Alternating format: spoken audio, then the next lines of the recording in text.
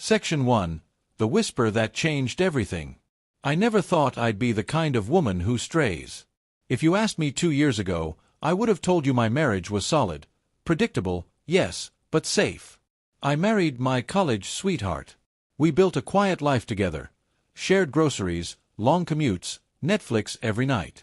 But somewhere along the way, the sparks faded into silence. It wasn't just the lack of intimacy. It was how invisible I felt. He stopped noticing when I wore a new dress or when I skipped dinner. Our conversations were reduced to reminders and schedules. And no matter how often I tried to reach out, he was buried in work, emails, and phone calls that lasted long past midnight. Then he moved in. My husband's cousin, Ethan, needed a place to stay after relocating to the city for a new job. He was younger than us, a bit reckless, confident, and always smiling like he had secrets. I didn't think much of it at first. Just another houseguest. But he noticed things, small things, like when I changed my hair, or when I looked tired. One night, he complimented the perfume I wore. My husband never even knew I changed brands. At first, I brushed it off. He was just being nice, right? But the compliments kept coming. The conversations got deeper. He'd linger in the kitchen longer, leaning against the counter, talking about everything and nothing while my heart beat too fast. One evening, my husband was late again. I sat alone on the couch in an oversized shirt, glass of wine in hand, scrolling aimlessly on my phone. Ethan walked in, fresh out of the shower, hair still damp, towel hanging low. He laughed when he saw me jump a little. "Didn't mean to scare you," he said, his voice low. He sat beside me, closer than usual. Too close. We watched something on TV. Don't ask me what, I couldn't concentrate. My skin was tingling from the tension. I got up to go to bed, trying to shake off whatever that moment was. Just as I reached the hallway, he followed me, no words, just footsteps behind mine. And then, in the quiet of the hallway, he leaned in close, his breath warm against my ear. "I want to suck your," he whispered, voice slow and deliberate, leaving the sentence unfinished. Deliberately unfinished. His eyes never left mine. Time froze. I didn't say a word. I didn't have to. My silence said everything. I walked to my room. I shut the door gently, but inside, everything was screaming. My mind, my heart, my body, all at war with each other. I didn't sleep that night. I kept replaying that moment. Not just the words, but the way he made me feel seen. End of Section 1. Ready for Section 2, Crossing the Line? Here is Section 2, 500 words, of the story. Section 2, Crossing the Line. The next morning, everything felt louder. The clink of dishes. The sound of the shower running. The way Ethan's eyes met mine at the breakfast table. It was different now. Charged. Dangerous. I could still hear his voice from the night before, echoing inside my head like a whisper I couldn't unhear. He acted like nothing had happened. Or maybe he was testing me. My husband, sitting right there, munching on toast and reading emails, had no idea what was unraveling between us, right under his roof. I told myself it was just a stupid moment. A line crossed by accident. But then it happened again. And again. Soft glances when no one was watching. Standing just a little too close behind me while I did the dishes. One afternoon, he brushed his fingers across my lower back, pretending to reach for something. I gasped. He didn't even flinch. Instead, he smiled. Slow. Confident. I tried to stay away. Avoid the kitchen when he was there. Stay in my room. Leave the house more. But avoidance only made the tension worse. Every touch, every pause, every accidental meeting became more intense. One rainy Friday, my husband had left for a weekend conference. I planned to keep to myself. Read. Sleep. Stay sane. Ethan stayed behind, citing a headache. By late evening, the storm outside was raging. The power flickered. I sat curled on the couch under a blanket, trying to ignore the pounding of my own guilt. He walked in. He didn't say a word. He just stood there, watching me, rainwater dripping from his jacket. "I can't stop thinking about you," he finally said. His voice was steady. Honest. That night, What I said. I meant it. I swallowed hard. My voice barely came out. Ethan, we can't. But he stepped closer. I know. But tell me you don't feel it too. I didn't. Because I did feel it. I had never felt so desired. So seen. And in that moment, every part of me that had been numb for so long came back to life. He kissed me. It was slow. Hesitant at first. But then deep, desperate, full of everything we hadn't said. I didn't stop him. I let it happen. And for the first time in years, I didn't feel like a wife or a housekeeper or a ghost in my own home. I felt like a woman again. Alive. Wanted. Afterwards, we didn't speak. He went to his room. I laid in bed, staring at the ceiling, the storm still howling outside. My body was warm, but my chest was tight. What had I done? It wasn't just a mistake.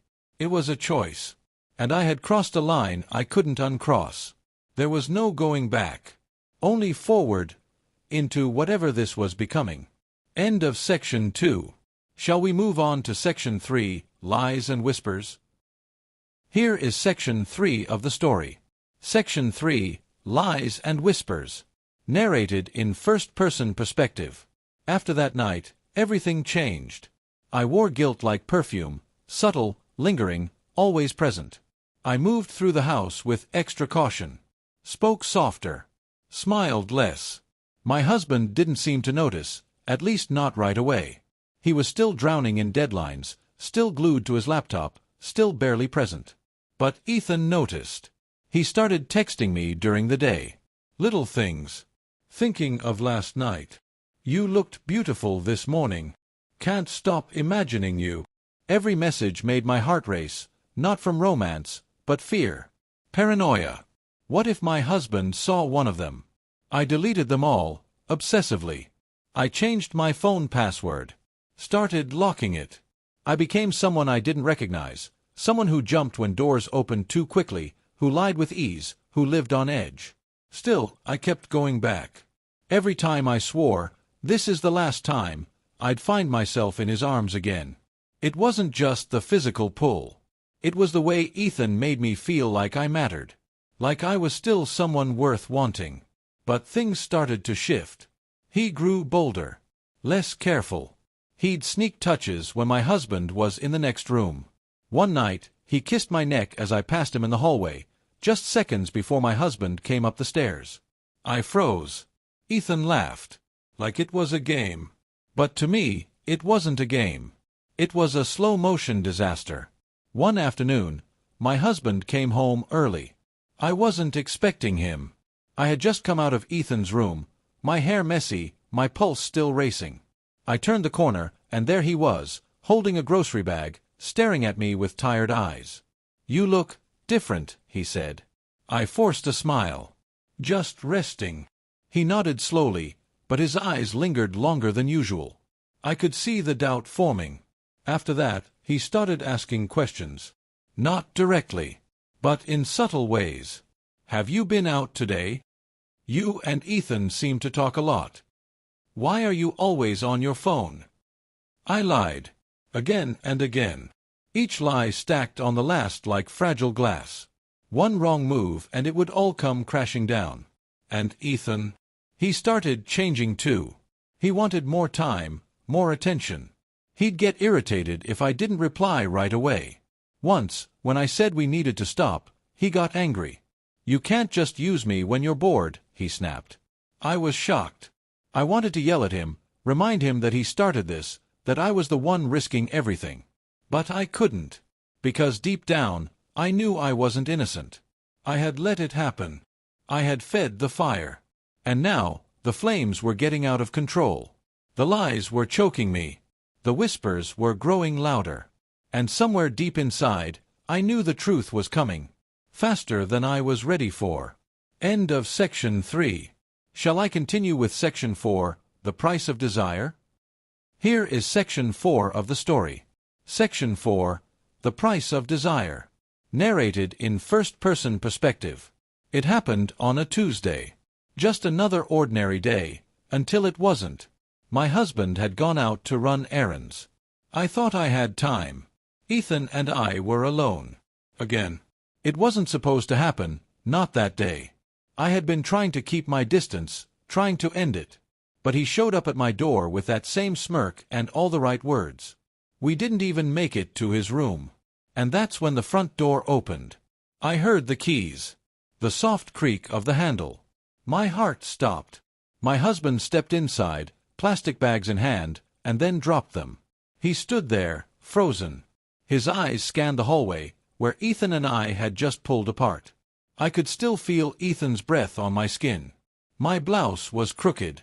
His belt was still loose. There was no explanation. No escape. Just silence. He didn't yell. That was the worst part. He looked at me like he didn't know who I was. Like a stranger had taken over his wife's body. Then he looked at Ethan, his cousin, his family, and the betrayal deepened. You could almost hear something break inside him. He turned and left without a word. Ethan muttered a curse, pulling up his jeans. I backed against the wall, shaking. I wanted to run after my husband, to fall to my knees and scream apologies. But what could I say? It meant nothing. That would be a lie. It was a mistake. That wouldn't undo it. Later that night, he didn't come home. I waited, curled on the couch, replaying everything in my mind. The kisses, the secrets, the warnings I ignored. I had destroyed something sacred, for a feeling I couldn't even name. The next morning, he returned, not to talk, but to pack. He didn't yell. He didn't ask why. He didn't need to. I tried to speak. Please.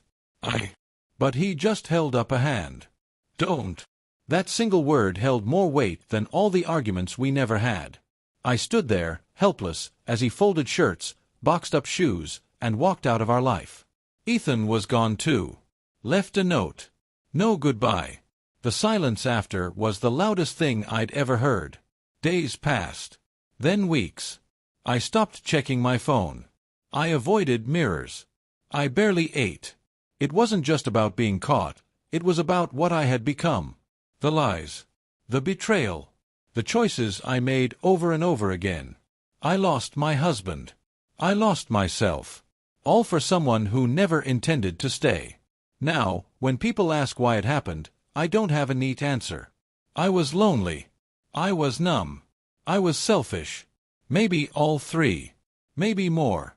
All I know is this. For a few fleeting moments, I felt wanted.